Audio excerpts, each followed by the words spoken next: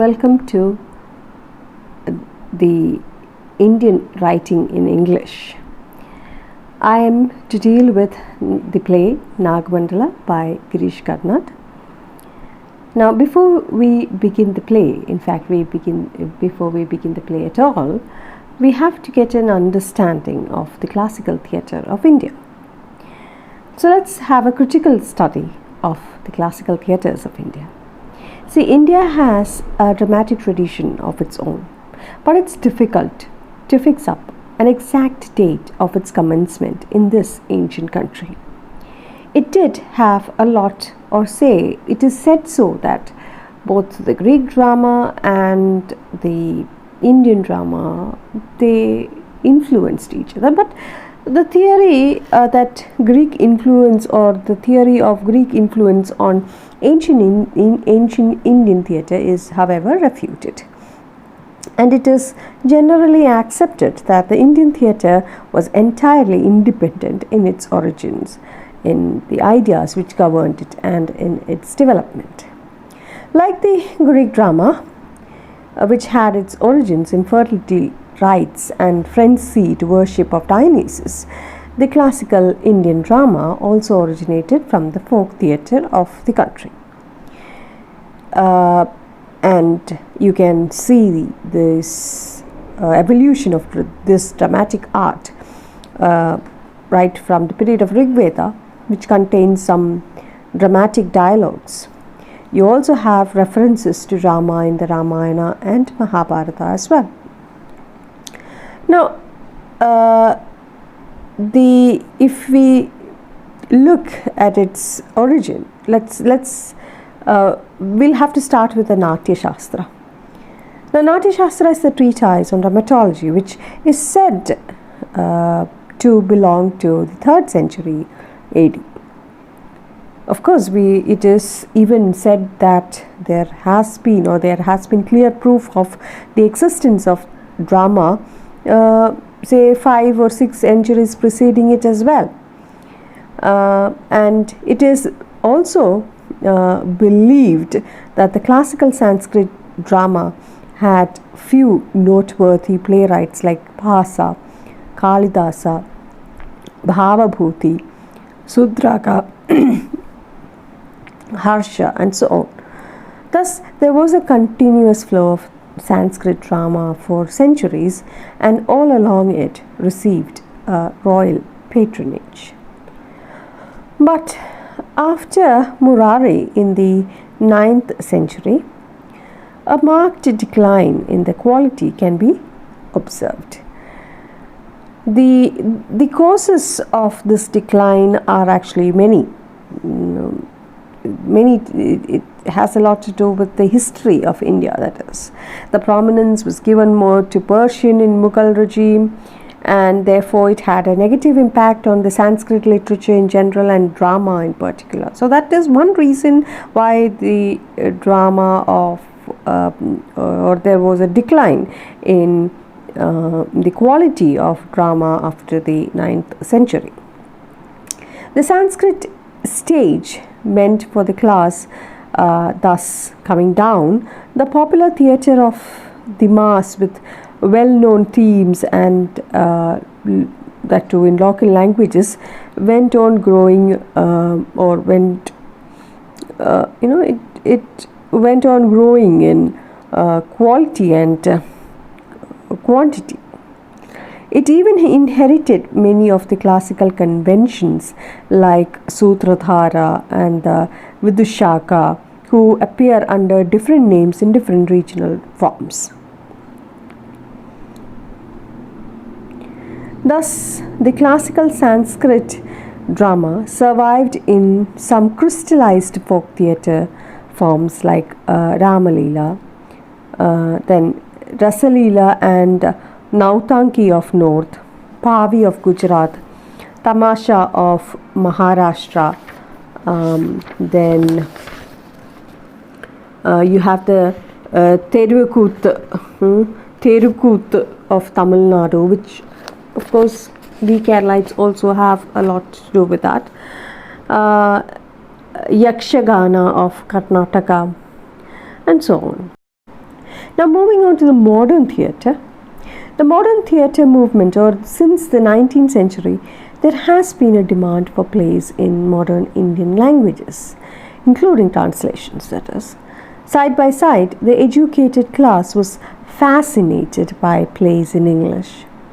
The Bombay Amateur Theatre, the first theatre in Bombay built in 1776, presented mostly the later Georgian comedies. This was followed by the opening of the Grand Road Theatre.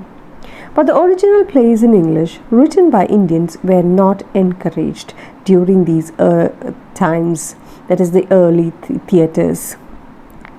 Yet there was a faint desire here and there to have new dramatic pieces in English based on Indian themes. In addition to staging of Western plays in major cities of India by some European touring companies, many amateur groups and clubs flourished, but they concentrated more on modern drama in Indian languages. Amidst these various challenges, the Indian drama in English had to take its birth and grow in its own pace. The first Parsi Baronet, perhaps the earliest Indian English verse play, was written by C.S. Nazir in 1866. But he was thereafter attracted towards Gujarati and Hindustani plays. Next, we have the plays in English like the Bombay Falkiwala and the Bengali Babu entertained, which was based on the Hindu weddings and similar ceremonies of other religions. But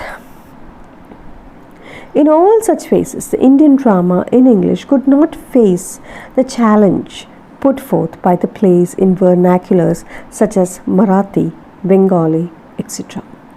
The theatre movement in Bengal had started with the presentation of Bengali plays adapted first from English and then from Sanskrit. But in this early period, they could boast of only one play in English, that is, Michael Madhusudanan Dutt's Is This Civilization, which was published in 1871. In Madras, amateur Europeans could stage plays in English in the Madras Dramatic Society, which was established in 1875. It was followed by the Dramatic Society in South India, but they were not exclusively meant for performances in English. Ever since the beginning of this century, the drama in English had no chance to develop, whereas the theatre movement in Indian language gained momentum. And the period from 1940 onwards shows or presents the birth of several dramatic organizations like Indian People's Theatre, the Indian National Theatre, Abraham Al-Qasi's Theatre Unit, the Bharatiya Natya Sangha, affiliated to the World Theatre Center of UNESCO, and several regional amateur theatres emerged. In the post-independence period, the performing arts were given further impetus by the establishment of Sangeeta Nataka Academy, the National School of Drama, training centers like Adyar Kalakshetra in Madras and Darpana in Ahmedabad, and drama departments in some universities in the country. But as these opportunities have mostly intended to encourage plays in Indian languages, the sad tale in respect to English in Indian English drama continues. Now, the Indian English plays, what was its problem? Or what all problems did the English plays have to face? Well, in spite of many handicaps, writing plays in English by Indians continued for about a century, that is up to now. And we have nearly 400 such plays or even more, and playlets as shown in the bibliography compiled by Dr. Krishna Bhatta and published in Perspectives. course, the numbers may vary. While Sri Aurobindo, T.P. Kailasam, Harindranath Chattopadhyaya, Bharati Sarabhai and Asif Karimboy are some noteworthy playwrights, we come across a few like V.V. Srinivasa Iyengar, who appears to have written dramatic pieces just for occasional entertainment. So it is difficult to keep track of all plays and playlets published either in periodicals or in book form. Now, why is this total achievement in the field of drama much less than in other forms of Indian English writing? What were the problems and difficulties faced by the Indian English playwrights? Well, the success of a play is to be tested only on the stage, as drama is a composite art in which the written word of the playwright attains complete artistic realization only when it becomes the spoken word of the actor on the stage and through that medium reacts on the mind of the audience. So for a successful communication, the playwright will have to take great care in the selection of theme and settings, in employing techniques and dialogues, especially the language that is suited for the purpose. So first let us begin with theme. India being a very ancient land of civilization, the Indian English dramatists could profusely draw incidents from the Upanishads, mythology, epics, history, society of the country, in addition to some of the foreign sources. Well, while depending upon the ancient lore of the country for their themes, they had to think of either dramatizing the incident as they were or idealizing one character at the cost of another to suit their purpose. Especially in the case of historical themes, the absence of full authentic details in Indian history appears to have given free play for the playwright's imagination. Further, it is a point of discussion whether the playwrights did fully tap our rich sources for their themes. Next, as the social plays and playlets outbeat other types in number, their themes presented some problems. India being a vast and an ancient country, and having a variety in all aspects of life, there had been room for various types of complications in society all these centuries. And the people had to suffer a lot on account of some corrupt customs like dowry system practiced in the name of religion. Though the playwrights could not be blind to these social evils, the mode of employing them as their themes was a problem. While some tried to project them as they were, others aimed at their solution through or they tried to aim it indirectly. Some even went to the extent of portraying it melodramatically. Some, like Girish Karnad, even thought of giving a modern treatment to mythological incidents. The playwrights like Kailasam tried to remodel the ancient stories of the country in order to bring out the Greek tragic concept. Further, during the foreign rule, the selection of the contemporary political themes was also a problem to the playwrights.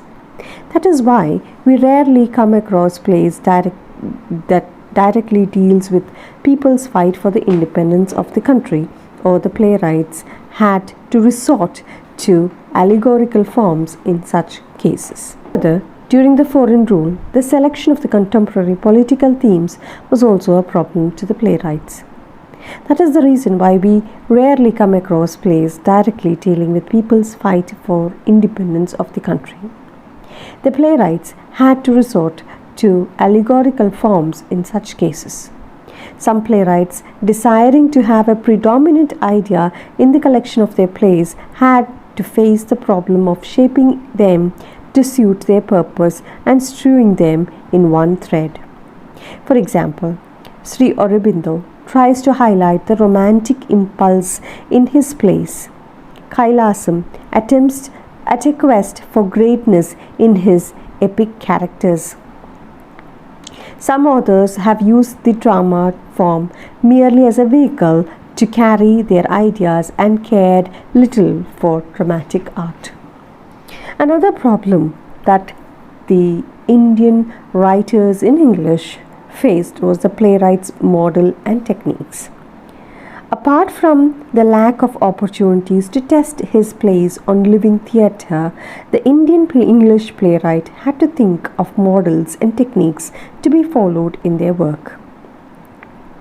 Though there was an ancient dramatic tradition in the country, playwrights like Sri Aurobindo were attracted towards the Western models, particularly the Elizabethan, with its features like the 5-act structure, more plots, long speeches, particularly in the verse form, clowns, the prologue and the epilogues, and the element of horror. Here the point is whether they have made any attempt to examine the relevance of the new genre of aping the West to suit the Indian situation. This is very important, as some seem to have been unnecessarily carried away by the fashionable West in spite of the rich dramatic tradition existing in the country. Another barrier or another problem that the Indian English playwrights faced was the language. During all these decades, English, that too spoken English, had been used only by a minority of the people in the country. Many playwrights, of course, except there are exceptional cases like you have Asif Karim Boy and Nissim Iskeel, they were exceptional. They had a very good command over the language. Others, however, were not well acquainted with the spoken word, which could check the artificiality in dialogues. It has been really a task for them to adjust the foreign tongue to Indian characters and cultures in their plays. Even the English vocabulary was a big problem to some of the writers. Then some English words were found incomprehensive to convey certain concepts of Indian culture, like for instance dharma, sannyasa, etc.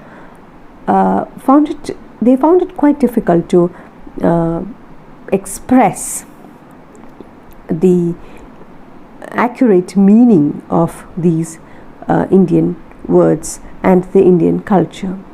Some playwrights like Kailasam tried to overcome this difficulty by using Sanskrit or other Indian words in their original form. Thus, the language problem in Indian English drama deserves a special analysis when we discuss why there was not a big shift or an increase in the drama or the theatre form when compared to other genres. In the words of K.R. Srinivasa Iyengar, quote, "Modern Indian dramatic writing is neither rich in quantity nor on the whole of high quality," unquote. Unlike other literary forms, drama faces the fundamental problem of its relationship with theatre. If the theatre aspect is absent, the art cannot be completely realized. With proper settings and action on the stage only, the written word of a play attains its full meaning. Taking into account the Indian English playwrights' problems that we discussed so far, the want for living theatre solely meant for the Indian English plays is a major factor responsible for the limited output and quality in the field compared to other literary forms like fiction. Now to the main person of the play Nagmandala, the writer himself, Girish Karnad, the man and the artist. Girish Raghunath Karnad was born on 19th of May 1938, and we lost him on 10th of June 2019. He was a playwright, screenwriter, actor and movie director in Kannada language. His rise as a prominent playwright in 1960s marked the coming of age of modern Indian playwriting in Kannada. He is the recipient of 1998 Jnanpith Award for Kannada, the highest literary honor conferred in India. For decades, Karnad has been composing plays, often using history and mythology to tackle contemporary issues. He has translated his major plays into English and has received critical acclaim across India. His plays have been translated into several Indian languages and directed by eminent directors like Ibrahim Alkasi, B.V. Karnath, Alik Padamsi, Prasanna, Aravind Gaur, Vijay Mehta, Amal Alana.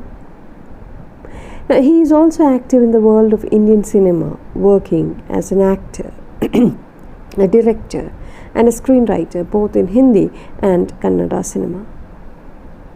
He was conferred the Padma Shri and the Padma Bhushan by the Government of India. Karnad earned his Bachelor's of Arts degree in Mathematics and Statistics from Karnataka Arts College in 1958. Upon graduation, Karnad went to England and studied philosophy, politics and economics at Lincoln and Magdalen Colleges in Oxford as a Rhodes Scholar.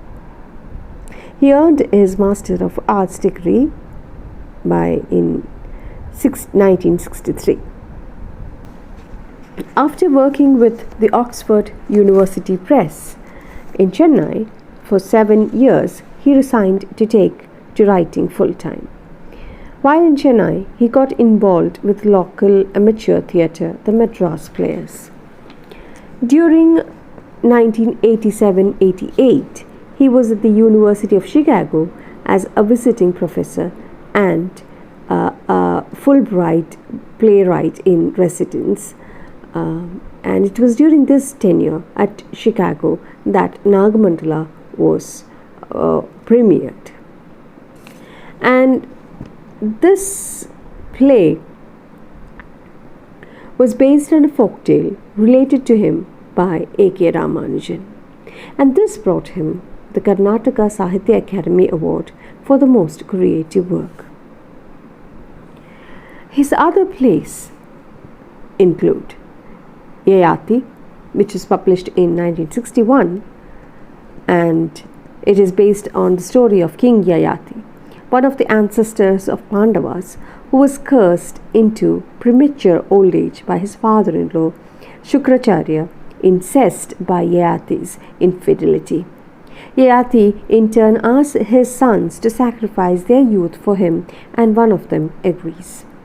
It ridicules the ironies of life through characters in the Mahabharata and became an instant success and was immediately translated and staged in several other Indian languages.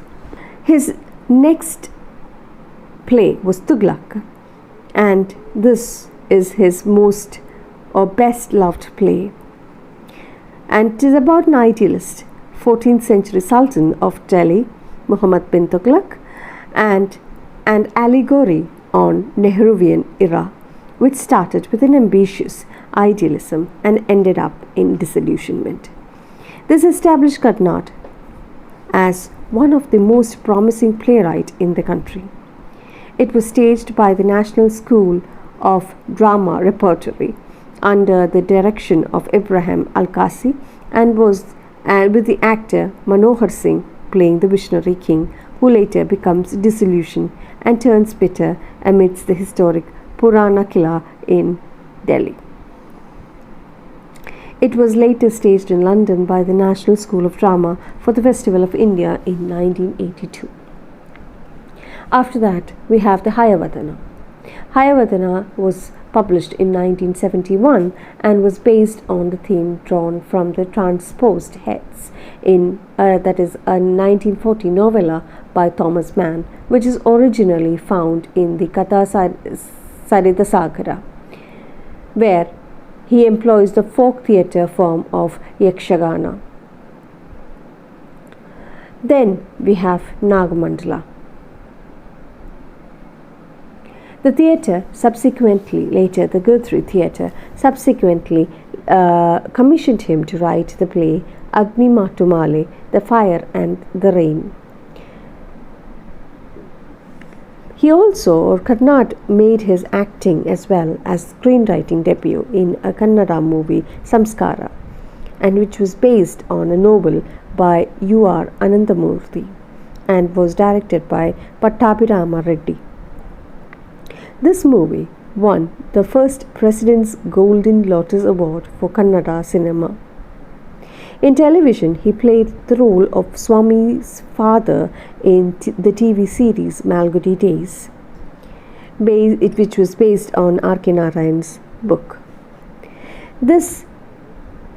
Besides this, Karnad has acted in several films in various Indian languages.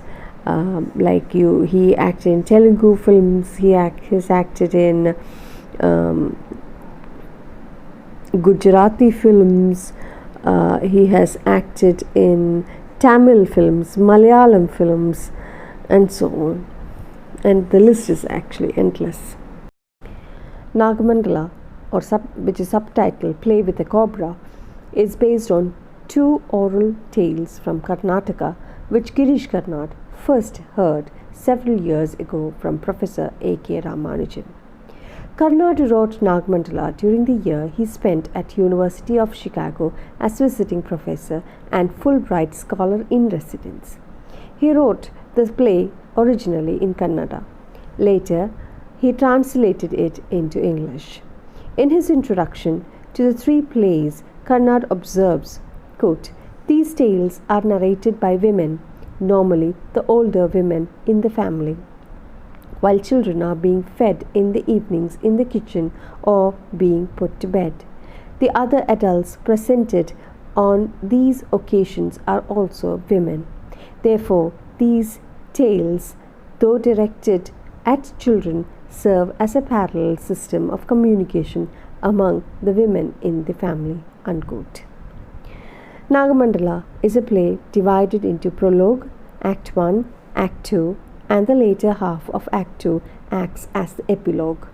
The prologue has characters like story, man, flames, etc., which fade into the background with the exposition of Act 1, only to return to the center stage in the epilogue.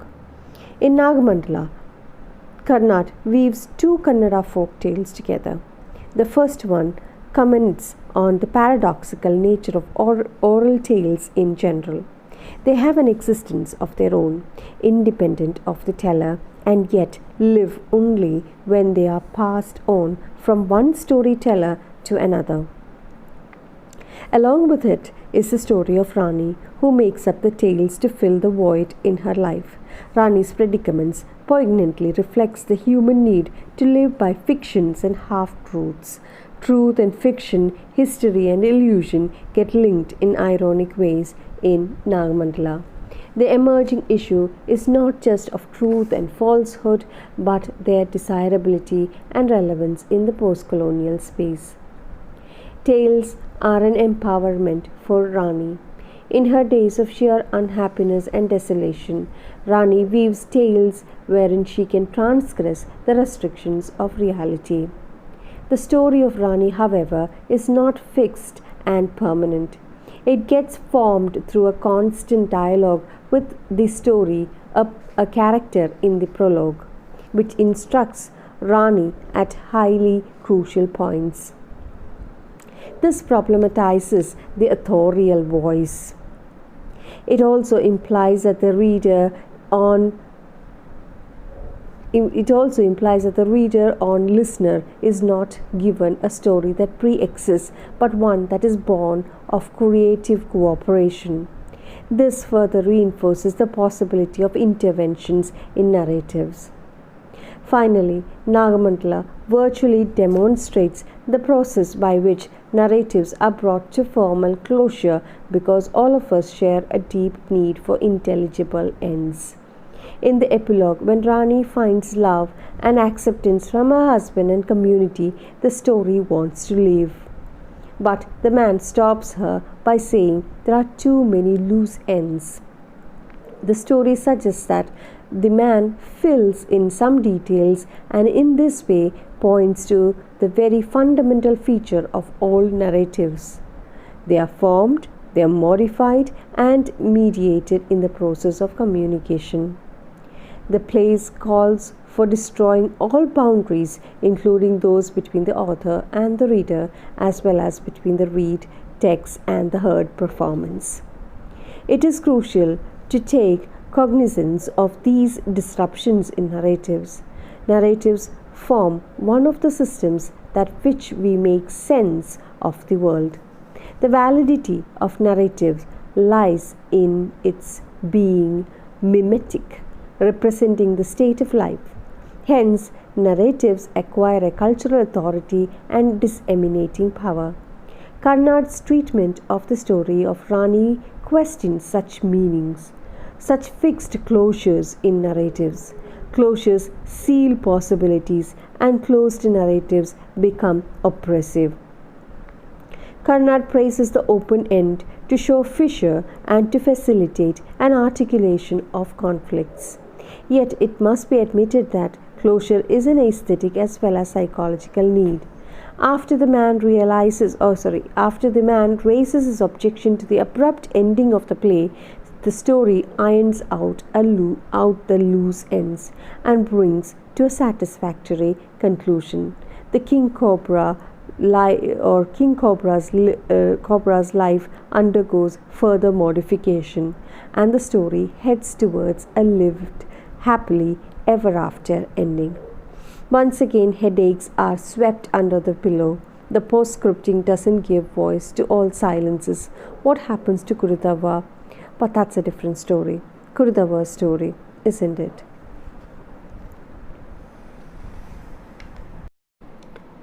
I will not be beginning the play today. Rather, you were asked to read the play. I hope you have read it. I had also sent you a link to the play. I hope you have watched it as well. So, Nagamandala is based on two oral tales from Karnataka, and the threefold division of the play. You have the prologue, Act 1, Act 2, and the later half of the Act 2, which acts as the epilogue. I have already discussed all these. Now, coming to Rani's story, the story here is a character, and the narrator, is the Sutradhara. And I shall be telling you that when we start the play, you have to understand that this man Karnad is relating the narrator or the Sutradhara to a playwright. Okay, which we shall discuss in detail when we start the play. But nothing of that is told in the beginning. So we get to understand that he's a person who has to keep himself awake in order to survive, and otherwise he would die. And that's what a man has told him. A mendicant has told him, to be precise. So the story, in order to keep himself awake, he sees a beautiful woman clad in a red sari, and that is a character called the story. The story narrates the story of Rani and Appanna to the man who promises a patient and involved listening to it. The play Nagamandala has its genesis thus. Rani, a young and beautiful girl married to a young man called Appanna, highlights the pathetic condition of Rani. She is the only child of her parents. She is called Rani because she is the queen of the wide world, and she is the queen of their parents. Okay. Rani's affectionate father chooses a rich young man for her, and he is Appanna. He sends his daughter with him after she attains puberty. Her husband takes her to his village home, but he is different. Even on the very first day of her arrival in her husband's house, he locks her up in his house and goes out to seek pleasure in the company of a harlot, in the company of a prostitute in the bazaar of his village. He visits Rani during the day to have his lunch and then goes away, locking the door from outside. He does not care for her feelings and asks her to keep to herself so that no one will bother her. She finds herself to be a prisoner in the house of her husband. She is the only daughter of her parents, and they have brought her up with great indulgence. At home, she used to sleep with her father and mother on either side, but here she has to spend her night sleepless as she is afraid of being alone in the house. Left to herself, she cries and longs for the company of her parents and wants to be free from this prison of matrimony. She indulges fantasies and reveries in her lonely moments. Time passes on, bringing no joy for Rani. As soon as morning comes, or as soon as it is day, Rani goes into the kitchen mechanically and starts cooking. She falls into a reverie. She reaches her parents and cries as she embraces them. They kiss her and caress her. At night, she sleeps between them. They promise her not to worry and assure her that they will not send her back to her husband's house, so she is not frightened anymore. In the morning, the stag with golden antlers comes to the door. He calls out to Rani, but she refuses to go. The stag explains to her that he is not a stag as he finds himself, or as she finds. He calls out to Rani, but she refuses to go. The stag explains to her that he is not a stag as she finds him to be, but he is in fact a prince. Suddenly her reverie breaks and she sits staring at the oven in the kitchen blankly. Then she begins to cry, thinking of the cruel fate of hers. Along with this, we have another story woven into it. The story of Rani introduces us to another story, and that is Kurudava's and her son Kappanna. Kurudava and Appanna's mother were friends. Appanna's mother died in giving birth to him. Kurudava is a blind woman, and she is carried on the back of her son Kappanna. Kappanna is not black as the name suggests. Kappanna means black. But Kappanna is not black. As a child, he was very fair, and so his father wanted to name him the Fair One. But as Kurudava knew only darkness, she wished to call him Kappanna, which means the Black One. Kurudava meets Rani with the help of her son Kappanna and learns that her husband has not touched her and she remains a virgin even after her marriage. She feels Rani with her fingers and finds her to be a charming girl with attractive features. She cannot understand the taste of Appanna running after a prostitute, leaving his beautiful young wife to languish in loneliness and sorrow. She tells Rani about the efficacy of the magic roots given to her by a mendicant and how she got married to a young relative boy of hers by using the magic root. She makes her son go home and bring 2 pieces of the root kept in a tin box. As Rani is pretty like a jasmine, the small piece of the root will be enough for her. Here, Kurudava gives Rani the magical root to be made into a paste and added to a curry. She advises Rani to feed it to her husband and watch the result. Once Rani does this, Aparna will fall in love with her instantly. As in the play, once he smells you, he won't go sniffing after that bitch. He will make you a wife instantly. But when Rani adds the paste to the curry, it turns into a horrible red mess. Rani becomes scared. She fears that it may be poison. She is afraid of the adverse impact of feeding the paste to her husband. She recalls that the first administration of it had made him ill. She does not like to take chances now.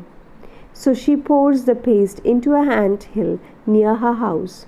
Naga, a king cobra who dwells in the ant hill, consumes the curry, falls in love with Rani and visits her every night, assuming Aparna's form. Rani feels delighted in the company of Naga and feels sexual fulfillment which she does not have from her husband Aparna. But Rani does not know that Naga and Aparna are not the same persons. That is why she is puzzled how cruel the husband who visits her only midday has been transformed into a sensuous lover at night. Then we have the consequence of Rani's pregnancy. In course of time, Rani becomes pregnant. She is now assured that the visits of Naga at night are not a dream but a solid reality. Naga advises Rani to keep her pregnancy a secret, but Rani does not understand Naga's disillusionment on learning of her pregnancy. She tells Naga that it will not be possible for her to keep her pregnancy a secret for long. When Aparna learns of her pregnancy, he accuses her of adultery and insults her in front of the village elders. Rani tells the elders that she has committed no sin, but the elders ask her to prove her innocence by undergoing the traditional ordeals like swearing by holding a hot iron rod in hand or dipping the hand in boiling oil. Rani offers to take the snake ordeal as enjoined on her by Naga. She pulls out the cobra from the anthill and swears that she has not touched any person except her husband and the king cobra. If what she says is not true, let the cobra bite her. The cobra does not bite her. Instead, it raises its hood overhead for a while and then gently coils around her neck like a garland. Then it slides down and goes back to the anthill. The village elders and the others, therefore, gathered at the village court consider the event a miracle. They hail Rani as a goddess. They fall at her feet and seek her blessings. The village elders advise Aparna to mend himself and serve Rani for the rest of his life. Rani and Aparna are seated on a palanquin and conducted to their house. On reaching home, Aparna falls at the feet of Rani and seeks her pardon. Rani gently takes him in her arms. Aparna's concubine, or the prostitute, who attended the trial of Rani, witnesses her greatness, mends her ways, and becomes the maid of Rani to expiate her sins. Rani, her husband, her child, with their servant maid, lived happily ever after. Now, thus the story ends the story, but the man does not accept such an ending. The Sutradhara, he doesn't like the ending. He wants the story to go on so that he can keep awake until it is dawn. So he asks about the loose ends in the story with respect to Aparna, Rani, and Naga. The story prolongs the tale, giving rise to different endings. Naga is not able to forget his love for Rani, so he makes a visit to her. On seeing her closeted with her husband and child, he becomes jealous. He wants to make Rani ever his by biting her breast. But on second thought, he does not want to harm Rani, whom he loves most. So he enters her tresses, her hair, smells it, and strangles himself by making a noose of her hair around his neck. When Rani combs her head, a dead snake falls from her hair. Rani is happy that the snake has saved their son like a father, and she wants Aparna to let their son perform the rites for the dead cobra. Aparna is forced to her demand, and he cannot say no to her, as she is a goddess incarnate. The flames, who have been hearing the tragic end, demands a happier ending from man, so who himself is a playwright. So it is here we are at this the man amends the story. In his version, Naga does not commit suicide. He remains alive in Rani's hair. When she combs her hair, a live cobra falls down and lies writhing on the floor. Aparna goes in to pick out a stick to kill it. In the meanwhile, Rani lets her hair and asks the cobra to glide up and nestle comfortably in her hair, in the dark, dense hair. She considers Naga as a symbol of her wedded bliss and asks him to live in her hair forever. So there are different endings to the story. You have threefold division of the play. It is based on two oral traditions from Karnataka. The subplots, you have the subplot of Kurudava and Kappanna. I hope you have understood this. Just keep this in mind. And when we start the play, we shall take this up. Okay, thank you and keep safe.